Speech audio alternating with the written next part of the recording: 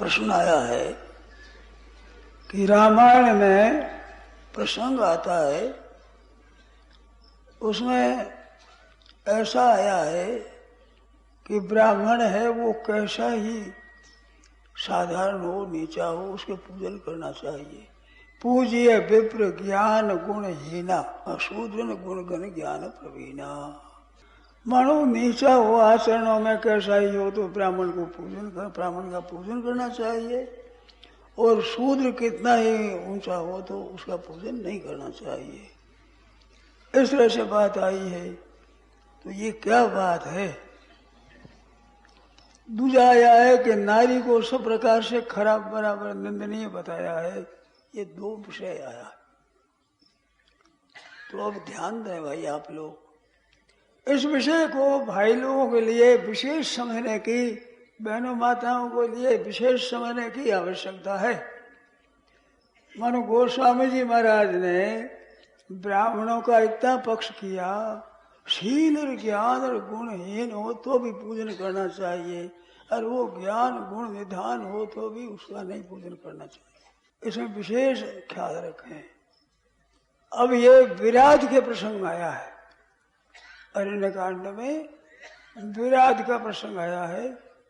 विराट एक राक्षस था जो वज्र से माथा तो फंस गया था नीचे, और हाथ बहुत लंबे थे, बहुत, उनमें लेकर वो खा जाता था। तो भगवान राम और लक्ष्मण और सीता जी गए तो उनके साथ ही यही बर्ताव किया। तो ऐसा बर्ताव करने से तो वो भगवान ने वो भुजा काट दी, फिर उसको मार दिया। उस मारने पर वो प्रकट हुआ, पीछा अपनी गति हुई, तो उसने ब्राह्मण का अपमान किया था। तो उसको मारा, तो उसने कहा मेरे दुर्वासा शाप दिया है, वो आपके मारने से मेरा शाप दूर हो गया, मैं पवित्र हो गया। तो कहा देख, ब्राह्मण का कभी अपमान मत करना। ब्राह्मण का कभी, ब्राह्मण तो सदैव पूजनीय होता है, कैसा ही क्यों न हो, मुझे से हो।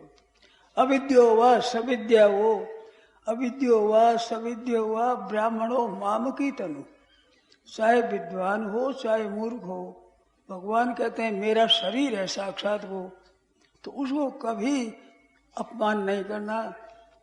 जैसे उसी विषय में ये पूज्य विप्र शूल गुण है ना, और विप्र गुण गण ज्ञान प्रवीणा, ये प्रसंग आया है।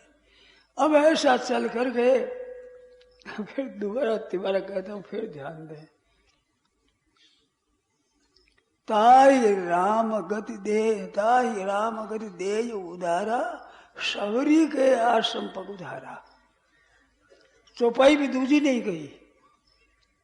विराट को गति दे करके राम जी शबरी के यहाँ पधारा, तो दाताय दे गति राम उदार, राम जी ने उसको गति दे करके और शबरी के आश्रम गए। शबरी की बात भी दूसरी नहीं, एक ही बात बताई। तो अब शबरी है वो शबर जाति की, शबर तो शबर जात कोल है, भील है, ये शबर जाति है। तो शबर जाति बताई, तो शबरी है वो। तो शबर जाति के लिए क्या कहते हैं?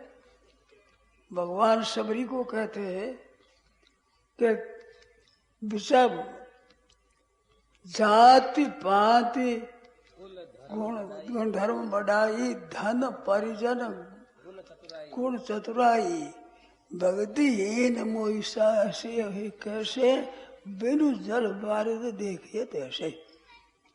शबरी के सामने कहते हैं। तो शबरी ने क्या कहा? शबरी ने कहा महाराज,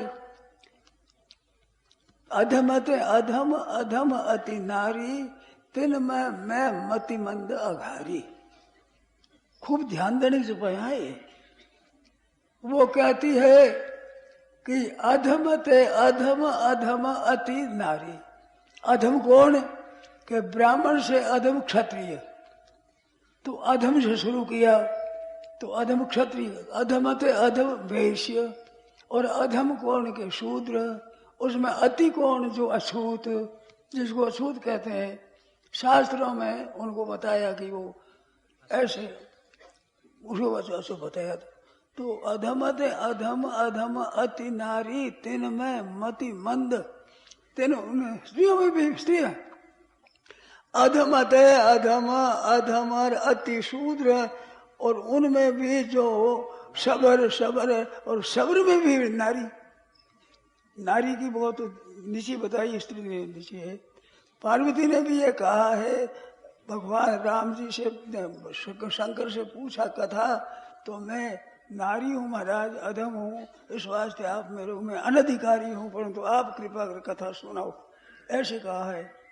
तो उसमें अगर नारी, और नारी में तिन में मैं, अब स्त्रियों में भी मैं मतिमंद, और वह भी मतिमंद, वो भी पढ़ी लिखी समझदार नहीं, ऐसी हूं मैं, ये अपनी बात बताई। तो अब नीचे, इसी नीचे हद हो गई, ऊंचा से ऊंचा तो ब्राह्मण हो गया, और नीची से नीची आ गई।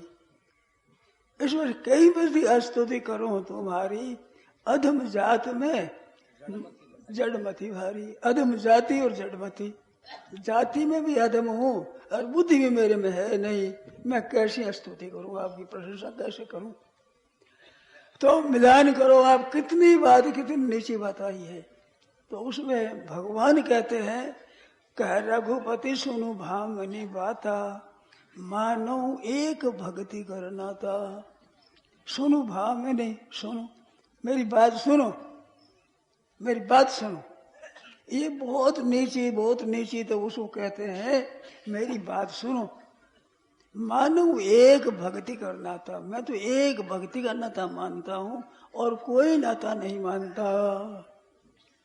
इसमें बताए, जाति पाति कुल धर्म बढ़ाई, धन बल परिजन गुण, 10 बात बताई। 10 जाति में भी ऊंचा हो, और जाति ऊंचे में भी पंक्ति पावन होते हैं ब्राह्मण, वो ऊंचे ब्राह्मणों में ऊंचे होते हैं। तो जाति और पाति पंक्ति पावन होते हैं। हमारे साधुओं में भी जब क्या करते हैं, कोई ठीक काम नहीं करता तो उसको पंक्ति में नहीं बैठाते। हम भाई भोजन करते हैं तो पंक्ति बार उठाते, पंक्ति उठाओ उसको। तो पंक्ति पावन होते हैं ब्राह्मण, वो दूसरे ब्राह्मण को नहीं, अपने ही बैठावे। तो जाति से भी ऊंचे, और पाति से भी, जाति पाति और कुल से भी परंपरा में असलियत आ रही है, उनमें कोई कुल में कलंक कोई नहीं लगा है। जाति पाति कुल और धर्म का पालन भी बहुत अच्छा करते हैं, ब्राह्मण को ब्राह्मण काम करता है, और गुण भी अच्छे हैं, चतुराई भी अच्छी है, और कुल और धन भी बहुत है, बल भी बहुत है, चतुराई भी है। 10 गुण है उसमें, 10 गुण है उसमें, केवल ब्राह्मण ही नहीं, ब्राह्मण में भी, परंतु भक्तिहीन है, भक्ति उसमें नहीं है। तो कैसी शोभा देता है कि जैसे बिना जल वाला बद्दल। बिना जल वाला बद्दल क्या होता है कि जल बरसता है जब तो भूमि को तर कर देता है, सब घास और खेती सब ठीक हो जाती है। और बिन जल का बद्दल होता है तो क्या करता है कि खेती को नष्ट कर देता है। जल बरसता है और उसके बाद गर्मी होती है, उससे धान ऐसे बढ़ता है, घास बढ़ता है, सब शाखाएं बढ़ती है, और ठंडी हो जाने से वो घास बढ़ता नहीं, वर्षा होने पर भी। तो बिन जल का बद्दल आने से क्या करता है कि घाम को और रोक देता है। सूर्य से जो ताकत मिलती है उसको रोक देते हैं। बदले आ गए तो बाधा दे देता है। ठंडी में ये खेती करने वाले इसी तरह से जानते हैं, अगर ठंडी पवन बाजे और बदलों की छाया हो जाए तो खेती बढ़ेगी नहीं, खेती वैसे ही रह जाएगी। और घर भी होगी खूब, उमस लोगों को बदी लगती है, उमस में खेती जितने घास पौधे बड़े तेजी से बढ़ते।